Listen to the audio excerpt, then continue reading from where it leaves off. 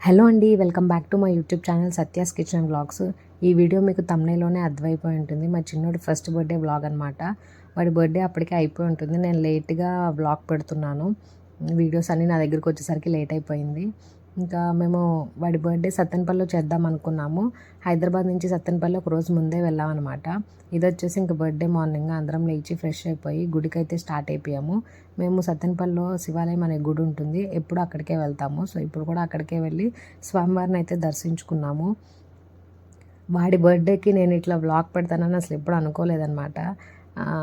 వాడికి ఇది ఒక మంచి మెమరీ అని అనుకుంటున్నాను నేనైతే. పెద్ద అయ్యాక ఇలా వ్లాగ్ తీసుకొని చూసుకోవడం చాలా హ్యాపీగా ఉంటుంది. వాడు హ్యాపీగా ఫీల్ అవుతాడు, నేను హ్యాపీగా ఫీల్ అవుతాను.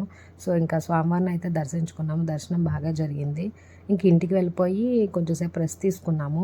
కొంచెం గిఫ్ట్ ప్యాకింగ్ అని ఉంటే గిఫ్ట్ ప్యాకింగ్ కూడా చేసేసి అన్నీ పక్కన పెట్టుకున్నాము. మళ్ళీ ఈవినింగ్ రష్ అయిపోతుంది అని చెప్పేసి ఇంక ఈలోపే డెకరేషన్ వాళ్ళు కూడా వచ్చారు. మేము డెకరేషన్ అయితే అక్కడున్న లోకల్ పీపుల్కి ఇచ్చాము. మా బావ వాళ్ళ ఫ్రెండ్ తెలిసిన వాళ్ళు ఉంటే వాళ్ళకి ఇచ్చామన్నమాట. మా పెద్దోడికి కూడా వాళ్ళే చేశారు. అందుకని ఈసారి కూడా వాళ్ళకే ఇచ్చాము. ఇంకా వాళ్ళైతే మేము ఇచ్చిన కాన్సెప్ట్ని చేస్తూ ఉన్నారనమాట. ఇంకా కాసేపు అక్కడ కూర్చొని అన్నీ చూస్తూ ఉన్నాము, ఎలా చేస్తున్నారు ఏంటి అని చెప్పేసి.